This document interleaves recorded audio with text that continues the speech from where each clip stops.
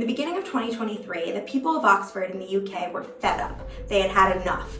The system was against them and it was time for change. So they took to the streets to protest low traffic neighborhoods. What they're doing to Oxford is they're restricting people's freedom to move. You have to pay the government in order to get around the block. To reduce carbon emissions and meet their climate goals, politicians in Oxford decided to restrict the number of times some vehicles could drive through the city each year. Cars would have unlimited access to the ring that circles Oxford, but the goal was to reduce traffic within the city. Oxford also had a long-term plan to become a 15-minute city. 15-minute cities are a mundane urban planning concept that aim to ensure that all of our everyday destinations, work, school, grocery stores, doctors, parks, are within a short walk or bike ride away. The idea is that if our cities are designed properly, we shouldn't need to drive everywhere. Sounds nice, right? Like in a political climate where we can't agree on anything, surely we were on the same page about traffic. So how did we end up here? I do not want to live in a 15-minute city and eat bugs. To understand the panic over 15-minute cities, we first have to understand something called the Great Reset. The Great Reset. The Great Reset. The Great Reset. So,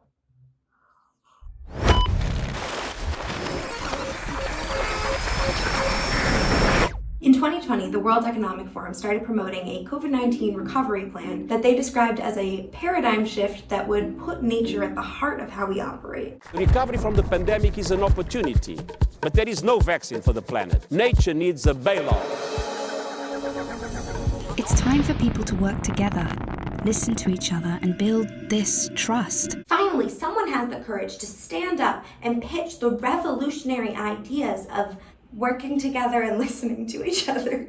The Great Reset wasn't a policy proposal. It was a 100-page book that offered some pretty basic suggestions for tackling 21st century issues. Suggestions like GDP needs to account for unpaid labor, like running a household. Companies should design products to have longer lifespans so that we throw less stuff out. And all that economic inequality in the world, we should probably do something about it. Maybe you agree with these suggestions, maybe you don't. I'm not trying to defend the World Economic Forum. I am not in a high enough tax bracket. But the important thing to know is that the Great Reset isn't a policy, it's not a binding agreement, and it has no power to make any country or corporation do anything. It was just two rich white guys pontificating about what they imagine the 21st century will look like, quoting their favorite philosophers, and using way too many exclamation points. But despite being a glorified marketing campaign, the Great Reset morphed into something terrifying. This is all part of the Great Reset. Call it the Great Reset. How to survive the Great Reset. There's been a lot of people talking about the Great Reset. Since the World Economic Forum published the book in June of 2020, the Great Reset transformed from a long-winded essay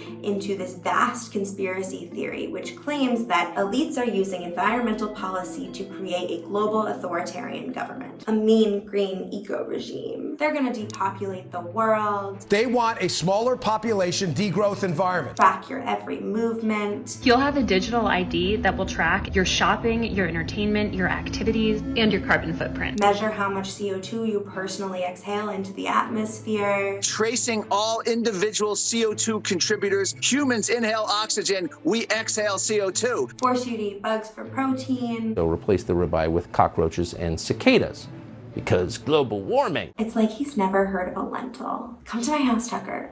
I'll make you a high-protein vegan dinner. 0% bugs, 100% gains. I can teach you how to bench. All of these narratives have one common theme: control. Is it about the environment, or is it about the Great Reset and population control? Is that what you think these 15-minute cities comes down to? It's simply a matter of control? That's right, matter of control. This isn't some niche conspiracy theory either. The Great Reset hashtag alone has over 377 million views on TikTok. Charlie Kirk is running his own Great Reset infomercials. It is time to save America, and it starts with getting your copy of the conservative response to the Great Reset. And Glenn Beck wrote an entire book called The Great Reset, Joe Biden and the Rise of 21st Century Fascism. Literally, what is happening? How did a completely toothless environmental document become evidence of some plot to install an authoritarian world government? And more importantly, why am I getting deja vu?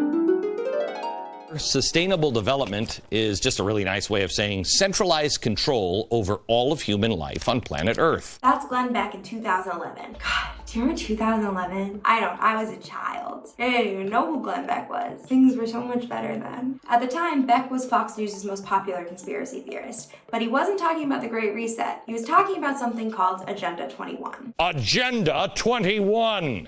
Yeah, that kind of sounds like Fahrenheit 451. I don't think that ended well. So, what is Agenda 21?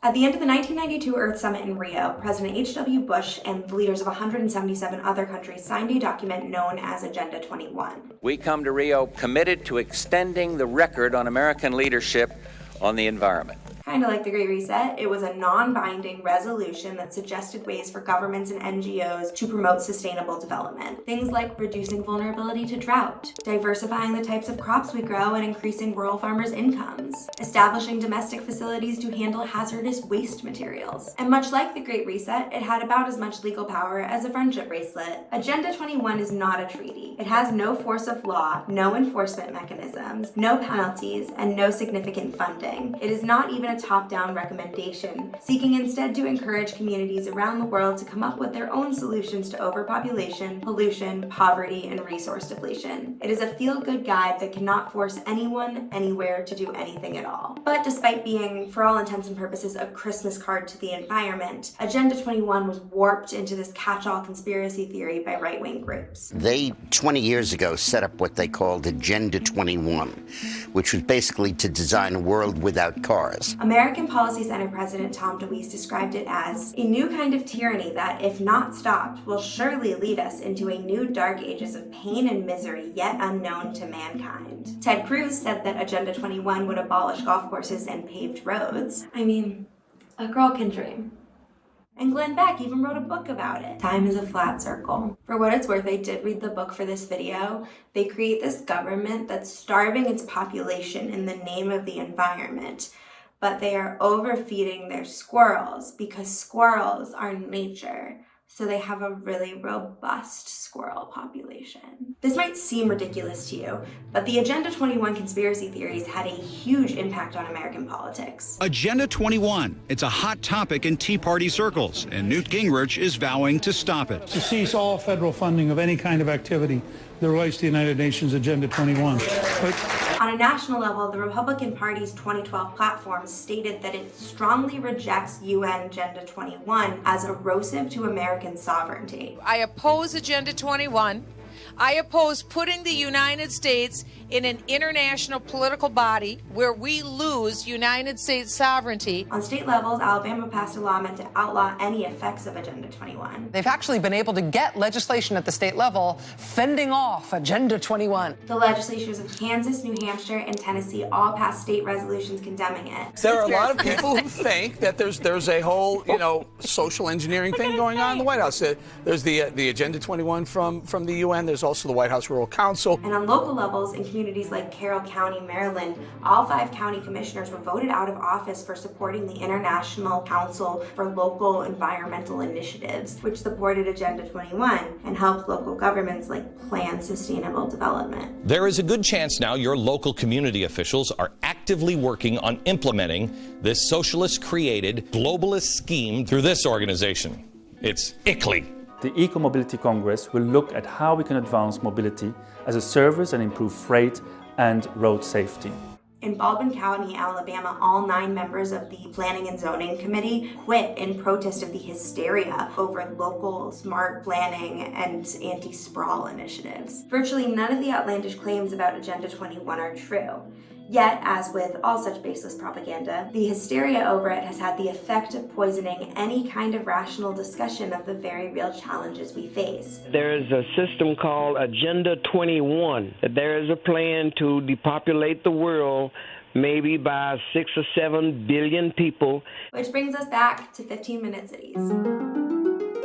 Well, creepy local authority bureaucrats would like to see your entire existence boiled down to the duration of a quarter of an hour. At a first glance, 15-minute cities are pretty non-controversial. Wouldn't it be nice if you didn't need to sit in traffic to go pick up your kids from school? Who doesn't like walkable city design? It's like 40% of the reason why Disney World is so clutch. It's hard to argue with a lot of the basic steps that we should be taking to protect the environment and deal with climate change. The beauty of conspiracy theories like the Great Reset and Agenda 21 is that you don't have to argue with them. 15-minute cities aren't about improving quality of life, they're about controlling you. A 15-minute city, what does that do to individual freedom of movement? With a surveillance culture that would make Pyongyang envious. Carbon monitoring isn't about regulating corporations, it's about measuring how much you're breathing. Keep in mind, humans, we inhale oxygen, we exhale carbon dioxide. Eating less meat isn't about reducing animal agriculture's tremendous carbon footprint. It's about forcing you to eat bugs. This fits very much with all of these sort of the World Economic Forum, Great Reset, UN Agenda 21 objectives. Right. You know, that you're going to eat bugs, but you're going to be happy. I really love how his hair is like phasing in and out of existence.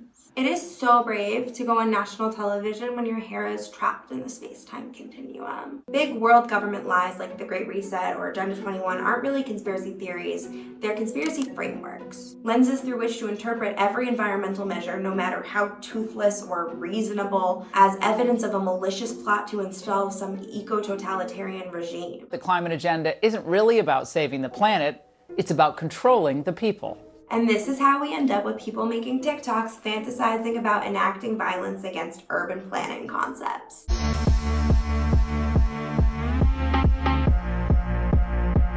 Conspiracy theories are one of only a few rhetorical devices that can counter the evidence demonstrating the existence of global climate change, since there is currently little scientific basis on which to dissent. In this way, conspiracy theories can act as a disruptive political mechanism. They can alter the grounds on which a debate is occurring. In other words, they're fantasy stories. As the effects of climate change become more and more undeniable and the solutions more obvious, these global government conspiracy frameworks will become more popular, with bad actors looking to muddy the waters and sell their books. So just remember, praise the squirrels.